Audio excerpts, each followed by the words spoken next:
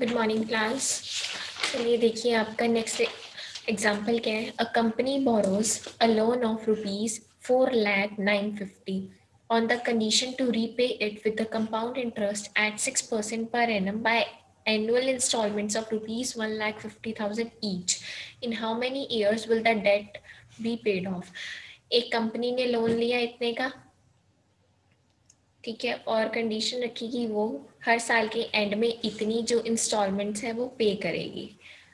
ठीक है, कितने रेट ऑफ इंटरेस्ट पे 6%। तो उसको कितने साल लगेंगे इस पूरे अमाउंट को खत्म करने के लिए। अब देखो अकॉर्डिंग टू क्वेश्चन आपको एस दिया हुआ है, आपको एनुअल इंस्टॉलमेंट दी हुई है, आपको रेट ऑफ इंटरेस्ट दिया हुआ है, आपको निकालना क्या है, एन, नंबर ऑफ ईयर्स, ये निकालने हैं आपने। अच्छा सॉरी, लोन का केस है ना, तो लोन में क्या लगता है, प्रेजेंट वैल्यू लगता है, तो इसका मतलब क्या है, ये पी है, प्रेजेंट वैल्यू या अमाउंट एक ही बात होती है ना। एस और पी का जो मतलब है वो सेम है। चलो देखो अभी कैलकुलेट करना है, तो फॉर्मूला कौन सा लगेगा आपके पास, P is equal to r 1 - 1 + I raise to power -n upon I। आपने करना क्या है, P की वैल्यू देनी है R की, I की वैल्यू है आपके पास, आपने निकालनी किसकी है, N की निकालनी है। तो कैसे निकालेंगे ये देखो, तो आपने फॉर्मूले में वैल्यू पुट की इसकी, इसमें आपको डिस्प्ले नहीं हो रहा होगा बट मैं आपको लिख के बता रही हूँ। R 6% था, I क्या हो जाएगा 6/100 यानी कि 0.06 हो जाएगा। ठीक है, तो यहाँ पे क्या आ जाएगा 1 + 0.06 raise to power -n upon I होता है ना, तो यहाँ पे मैंने सिर्फ एक वैल्यू पुट की है। चलो इसको ऐसे ही रहने देते हैं, अभी इसको सॉल्व करते हैं राइट हैंड साइड को। यहाँ पे क्या आ जाएगा 1.06 रेज टू पावर -n, इसको हम ऐसे लिख सकते हैं 0.06, डेसिमल हटाओगे तो ऊपर 100 मल्टीप्लीकेशन में चला जाएगा आपके पास। ठीक है, अब क्रॉस मल्टीप्लाई कर रहे हैं, ये 6 इधर आ जाएगा न्यूमरेटर में और 1,50,000 कहाँ चला जाएगा, डिनोमिनेटर में, और 100 भी कहाँ आ जाएगा, डिनोमिनेटर में। आपके पास सिर्फ राइट हैंड साइड में क्या बचेगा, ये बचेगा। इसको आप सॉल्व करेंगे कंप्लीटली। ठीक है, जैसे ही आप इसको सॉल्व करेंगे इसकी वैल्यू आएगी 0.16038 is equal to 1 - 1.06 raise to power -n। अब काम कितना रह गया है, सिर्फ और सिर्फ इसकी वैल्यू कैलकुलेट करने का। चलो अगर ये मैं ब्रैकेट्स ना भी लगाऊं कोई फर्क नहीं पड़ेगा क्योंकि n इसकी पावर में, इसको हम इधर ले आते हैं पॉजिटिव करने के लिए, इसको इधर ले आते हैं, तो बचेगा क्या 1.06 raise to power -n is equal to 1 - 0.16038। जैसे ही आप माइनस करेंगे आपके पास वैल्यू बचेगी 0.83962।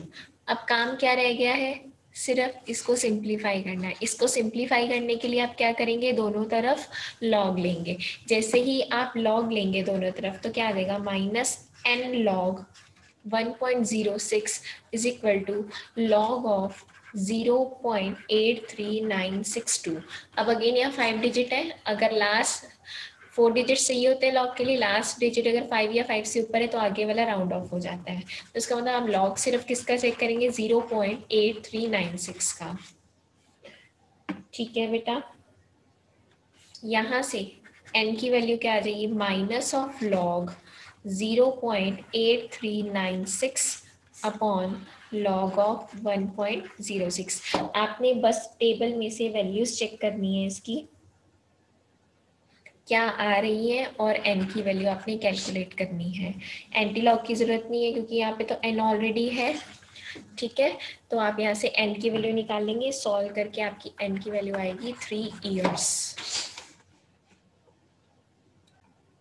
नेक्स्ट क्वेश्चन देखिए क्या है आपके पास। A machine cost a company ₹50,000 and its effective life is estimated to be 10 years. मतलब एक मशीन की कॉस्ट कितनी है 50,000 और वो बिल्कुल ठीक ठाक चलेगी, इसका एस्टिमेशन है कि वो 10 साल तक चल सकती है। एक सिंकिंग फंड क्रिएट किया गया, सिंकिंग फंड मतलब सेविंग अकाउंट है जिसमें हम पैसे जमा कराते हैं और फ्यूचर कुछ सोच रखा हो कि हमें बाइक लेनी है, ये लेनी है, तो उस टाइम पे हम उस सारी सेविंग्स को निकाल के यूज कर लेते हैं।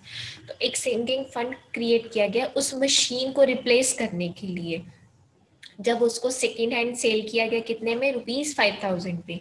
तो वो पूछ रहा है calculate what amount should be retained of profits at the end of each year to accumulate at 5% per annum। तो पूछ रहे हैं कि हर साल कितना जमा किया जाए कि हमें कितना इंटरेस्ट लगाया जाए 5% पर एनम। ठीक है, चलो देखो क्या है। मशीन की कॉस्ट कितनी है, जब वो बिक जाएगी 5,000 उसकी स्क्रैप वैल्यू एस्टिमेटेड है, इसका मतलब बाकी कॉस्ट कितनी बची आपके पास 45,000।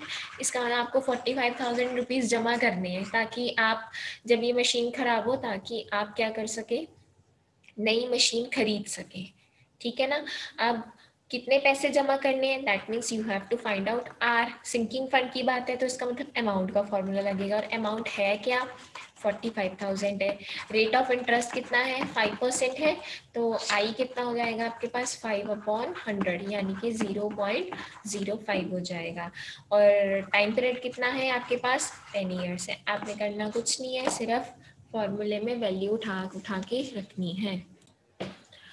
तो ये देखिए बेटा, ये फॉर्मूला है, आपने एस की वैल्यू रखी, आर एज इट इज, आई की वैल्यू रखी है, सॉल्व किया। अब इसकी वैल्यू क्वेश्चन में गिवन नहीं है तो इसको एक्स लेंगे, दोनों तरफ लॉग लेंगे, एंटी लॉग लेके सॉल्व करेंगे, और वापस जब हम आएंगे इसी इक्वेशन में वैल्यू पुट करेंगे।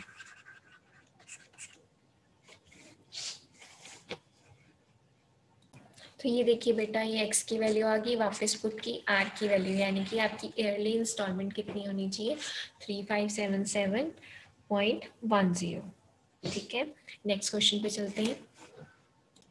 नेक्स्ट क्वेश्चन देखिए क्या है, a person has set up a sinking fund, यानी कि अमाउंट वाला फॉर्मूला लगना है, in order to have ₹1 lakh, मतलब उसका पर्पस है 1 लाख जमा करने का after 10 years for his children college education. How much amount should be set aside biannually?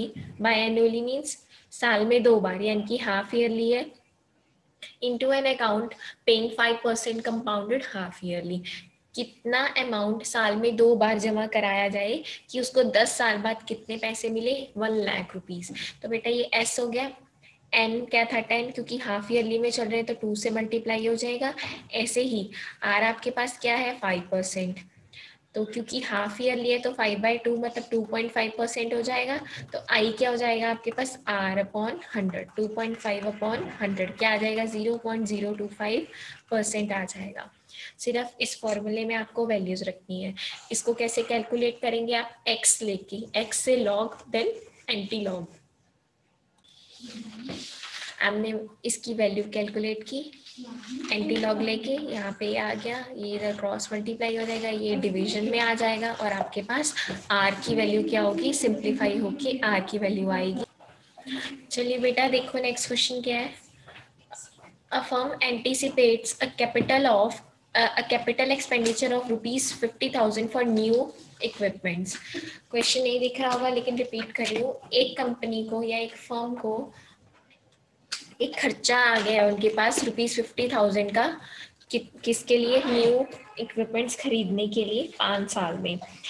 तो वो पूछ रहे हैं how much should be deposited quarterly in a sinking fund carrying 12% per annum compounded quarterly to provide for the purchase.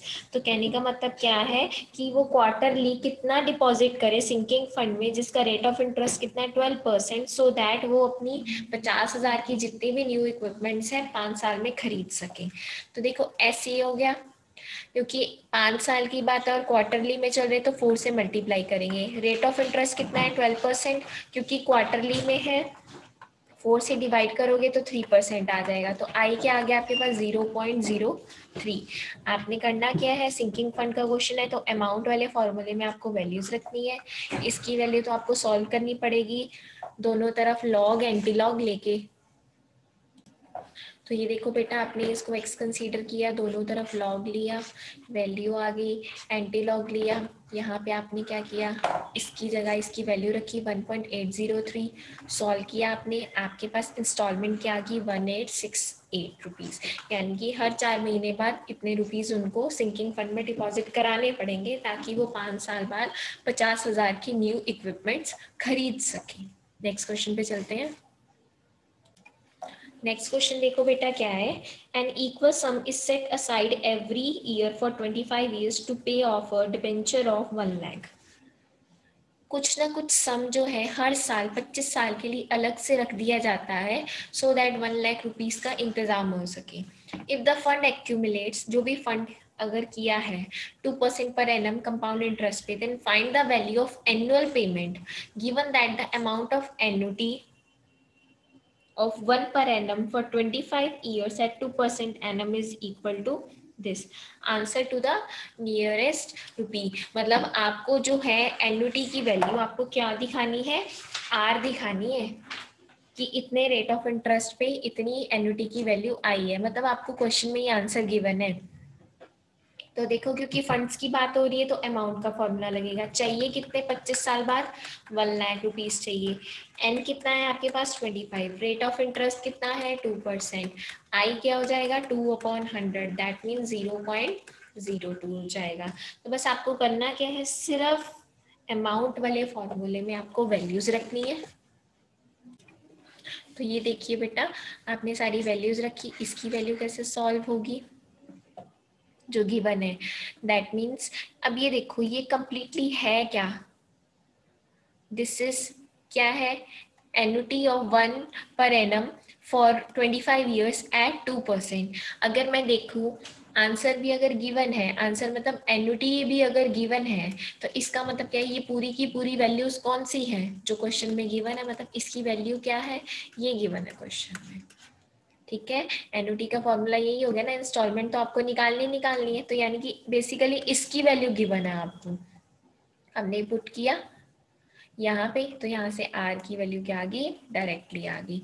आपको इसका log निकालने की जरूरत नहीं है, इस कंप्लीट फॉर्मूले की जो वैल्यू आपको क्वेश्चन में ये दी हुई है, hence the required annual payment is 3122.04।